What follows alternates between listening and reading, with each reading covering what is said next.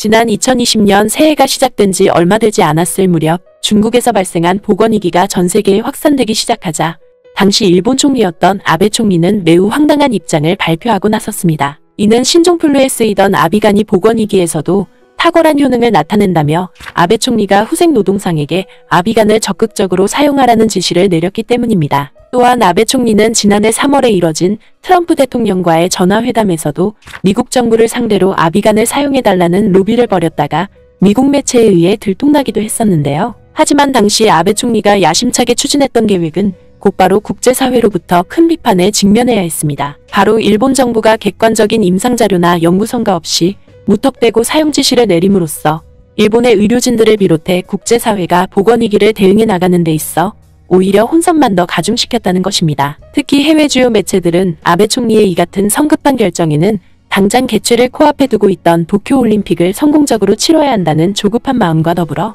일본 정부가 아비간을 통해 글로벌 보건위기를 해결했다는 성과를 남기고 싶으려 했던 것이 가장 주요한 배경으로 자리 잡고 있었다고 지적했는데요. 결국 일본 정부의 이 같은 대응은 같은 시기에 발생했던 크루즈선 사안에서 보듯이 일본 정부가 그동안 아무런 과학적 근거도 없이 부실한 방역 대처를 계속해서 연발해왔음을 국제사회에 고스란히 노출시키는 결과만 초래하고 말았다는 점입니다. 아니나 다를까 아베 총리의 야심찬 지시에도 불구하고 불과 2달도 채 지나지 않아 아비간의 치료 유효성이 불명확하다는 후생 노동성의 발표마저 나오게 되면서 일본 정부의 신뢰도가 국제사회로부터 큰 타격을 입기도 했었습니다. 이는 아베 내각이 직접 임명하고 지휘하는 후생 노동성마저도 일본 정부의 비과학적인 대처에 정면으로 반기를 들고 나섰기 때문입니다. 특히 후생 노동성은 아베 총리에 뒤이어 스가 내각이 들어선 지난 12월에도 아비간을 치료제로 승인할 수 없다는 입장을 밝히고 나서면서 일본 정부를 더더욱 공지로 내몰았었는데요. 무엇보다 정치적 셈법이 작용하는 다른 정부 부처와 달리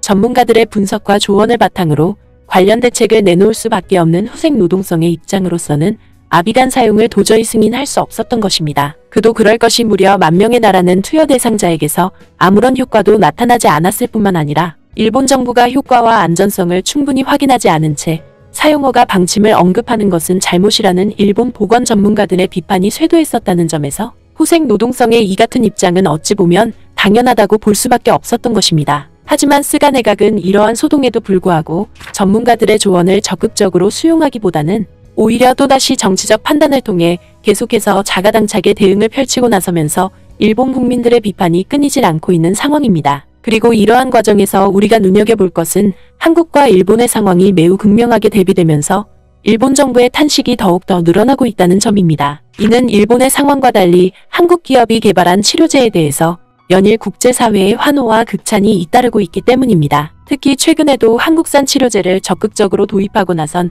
파키스탄 정부와 유럽연합은 물론이고 영국의 유력 매체 또한 한국 치료제에 대해 대대적인 극찬을 쏟고 나서면서 일본 정부를 아연실색해하고 있는데요. 무엇보다 그동안 한국과 극한 갈등을 펼쳐오면서 내심 치료제 개발에 있어서도 한국에 한 발 앞서 있다고 생각했던 일본 정부가 결국은 한국산 치료제의 선풍적인 인기를 옆에서 그저 지켜보고만 있어야 한다는 점에서 이러한 상황이 더더욱 극명해지고 있는 것입니다. 뿐만 아니라 그동안 한국산 치료제에 대해 나름의 경쟁의식을 보여왔던 일본 국민들마저도 매우 부러운 반응마저 나타내고 있다는 점입니다. 최근 영국의 대표 매체인 가디언지는 유럽연합이 한국산 치료제를 비롯한 치료제 3종을 오는 10월부터 대량 생산한다는 입장을 밝히고 나섰다며 이를 대서특필했습니다. 이와 관련해 영국의 가디언지는 유럽연합이 대유행의 진로를 바꾸기 위해 세계의 치료제를 10월까지 승인 조치하는 것과 더불어 대량 생산에 돌입하게 될 것이라고 보도했습니다. 이는 최근 유럽연합의 보건 담당 집행위원을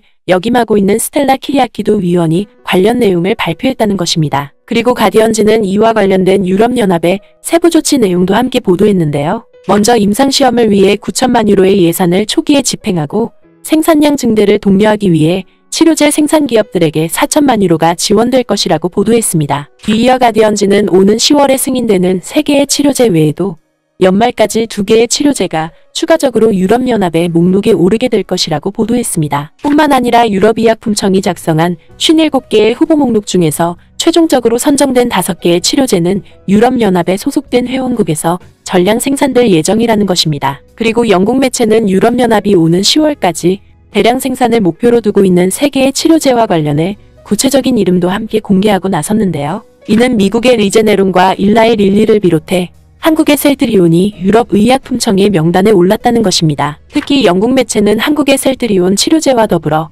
이들 치료제의 효과에 대해 매우 이례적인 극찬을 쏟고 나섰습니다. 무엇보다 이들 치료제들이 각각 항체 조합과 단일 클론 항체를 통해 인명피해의 위험성을 87%나 감소시켰다는 것입니다. 때문에 현재 한국의 셀트리온과 미국의 리제네론 치료제는 아직까지 유럽연합으로부터 정식으로 시판 허가를 받지 않았지만 치료제의 놀라운 효능 덕분에 유럽연합의 회원국들이 중증 위험의 가능성이 있는 인원에게만 사용한다는 전제 조건을 내걸고 유럽의약품청으로부터 개별적인 시판 허가를 얻어서 사용하기 시작했다는 것입니다. 이와 더불어 영국 매체는 세 개의 치료제를 오는 10월까지 조속히 승인함으로써 유럽 국민들의 생명을 구하고 회복 시간을 단축시키도록 최선을 다하겠다는 유럽연합 측의 입장을 함께 소개하기도 했는데요. 이로써 일본 정부뿐만 아니라 한국의 일부 언론들조차 눈길은커녕 대대적인 비판을 쏟고 나섰던 한국산 치료제가 오히려 세계 각국으로부터 큰 각광을 받고 있다는 것을 영국 매체가 앞장서서 대변해주고 있는 것입니다. 그리고 이러한 상황은 비단 유럽연합뿐만 아니라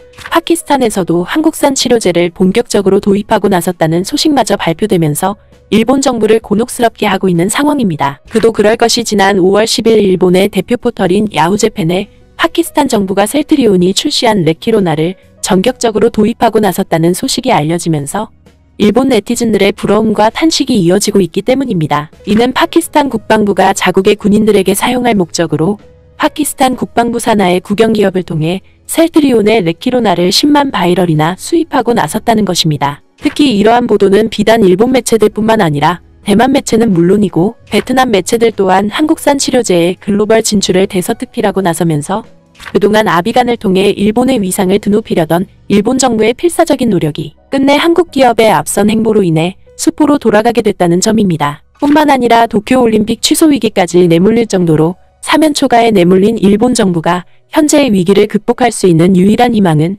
이제 한국밖에 남지 않았다는 것을 이들 나라들이 여실히 대변해주고 있는 것인데요. 아무쪼록 대한민국만큼은 당장의 성과와 이익에 급급해하지 말고 항상 미래 사회의 이정표를 제시하는 선두주자로 자리매김할 수 있도록 부단한 노력을 펼쳐나가길 바랍니다. 영상을 유익하게 보셨다면 구독과 알림 설정 부탁드리겠습니다. 이상 구네스북이었습니다.